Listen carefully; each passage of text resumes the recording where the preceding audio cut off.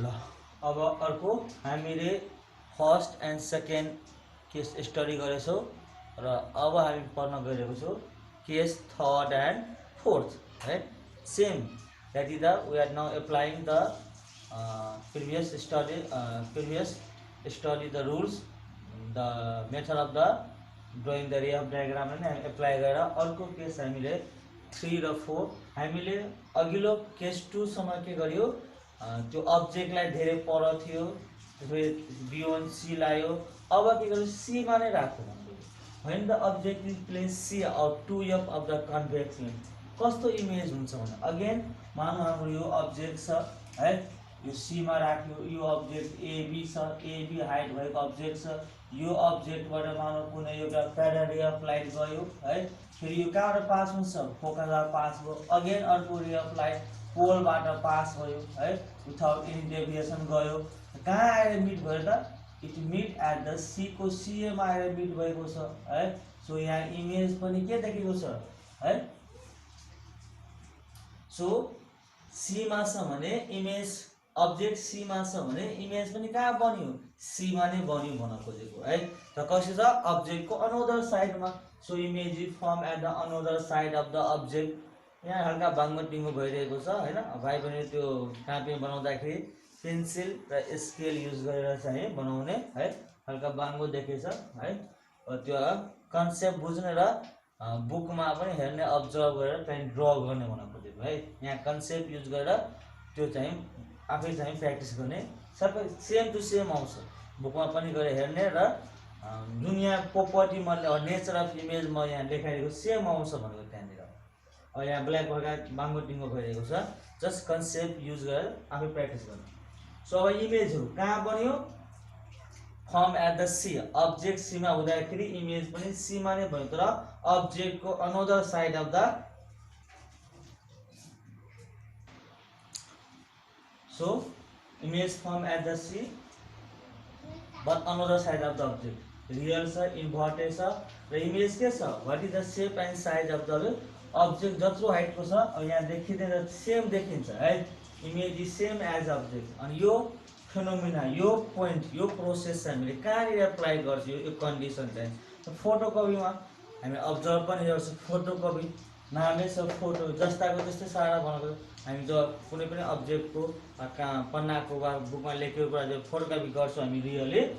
के देखिन्छ जस्तो सानो छ भने सानो देखिन्छ ठुलो छ भने ठुलो देखिन्छ भनेको यहाँ पनि सेम भनेको सो दिस कन्डिसन जुन फोटोकपीमा जुन लेन्स राखेको छ त्यसको सेन्टर अफ कर्भेचरमा वा 2f मा चाहिँ के हुन्छ जुन हामी माथिबाट अब्जेक्ट हामी प्लेस गर्छौँ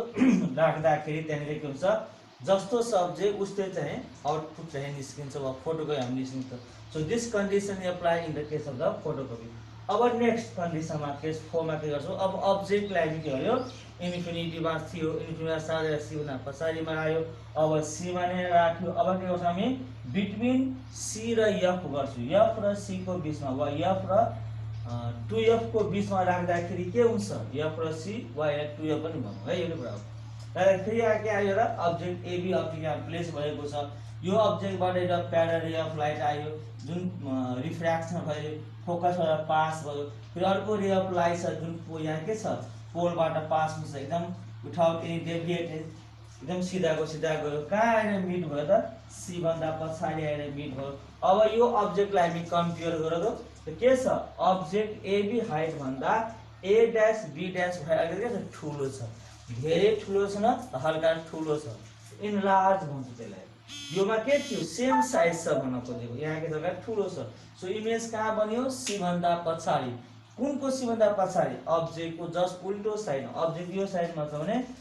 अब्जेक्टको जस्ट उल्टो साइडमा चाहिँ सी को पछाडिमा के बनेको छ इमेज बनेको छ यो पनि रियल छ इन्भर्टेड छ इनलार्ज छ ठुलो छ अब्जेक्ट भन्दा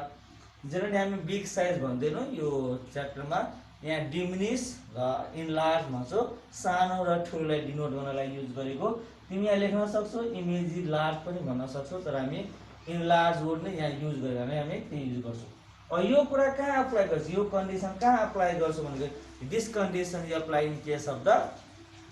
हाम्रो सिनेमा हलमा प्रोजेक्टरहरुमा जुन हामी केही कुरा अब्जर्भ गर्छौँ त्यो कन्डिसनमा चाहिँ यो अब्जेक्ट त्यो कन्डिसनमा चाहिँ अब्जेक्ट कहाँनिर हुन्छ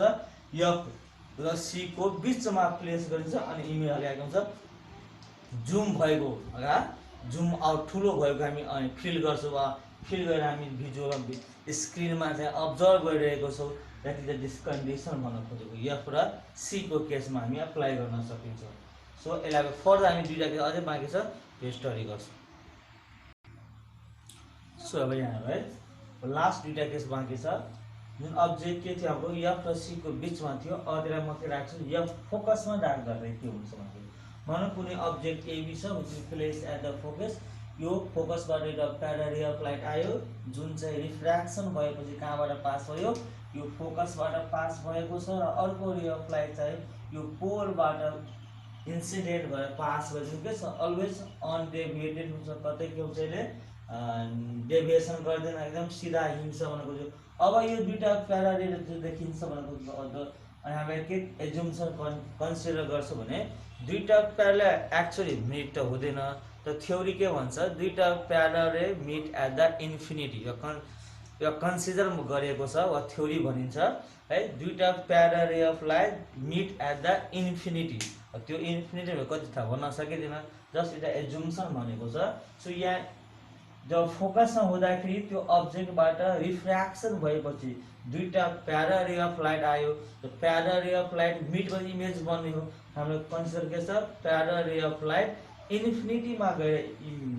मिट हुन्छ। सो इमेज कहाँ फर्म भयो इन्फिनिटीमा हुन त्यसो हुँदा तिमी कन्भेक्स लेन्सको फोकसमा चाहिँ अब्जेक्ट लाग्छ भने इमेज कहाँ बन्छ सन जतिको परमा स्टारहरू जति छ नि त्यति पर millions and billions away from the lens चाहिँ बन्छ भन्न खोजेको। अब यो अब्जेक्ट पनि के इमेज के छ रियल छ रियल इमेज चाहिँ पनि उल्टो छ। अब कम्पेयर गरेर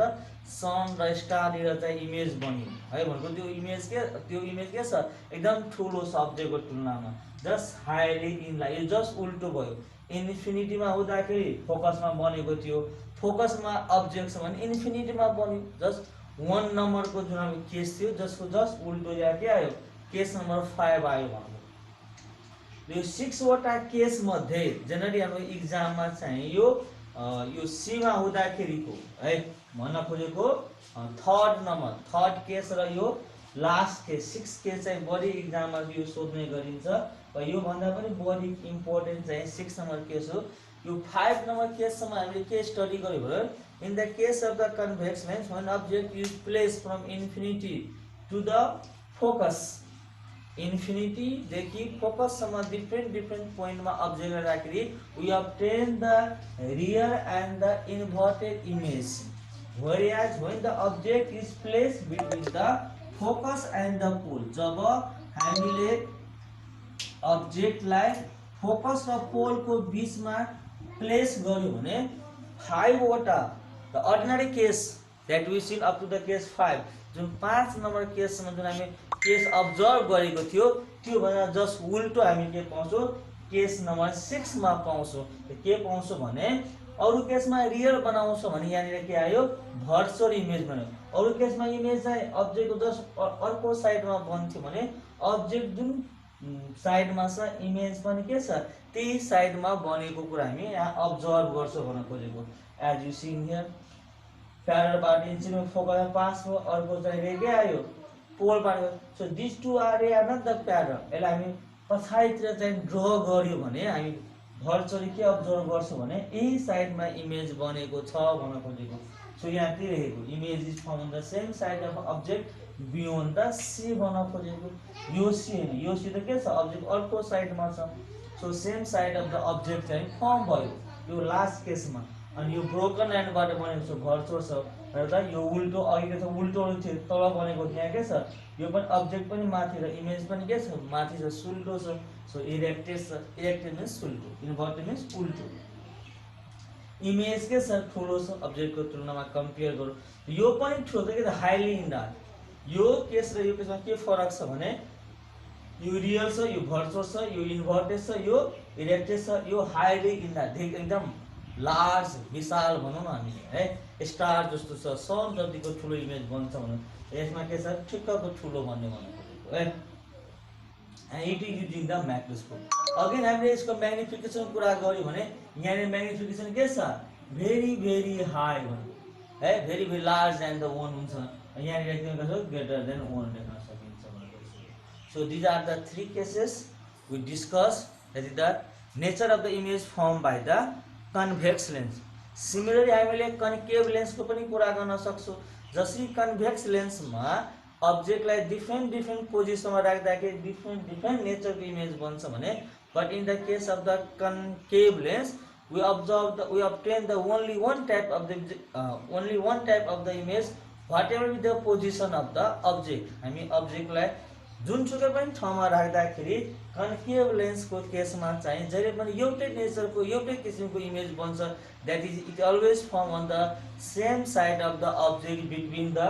पोल एन्ड द फोकस इमेज सानो हुन्छ इमेज भर्चुअल हुन्छ र इमेज के हुन्छ इरेक्टेड हुन्छ इट क्यान इम्प्रुभ नाउ त्यो हामीले देखाउँछौँ भन्न खोजेको है।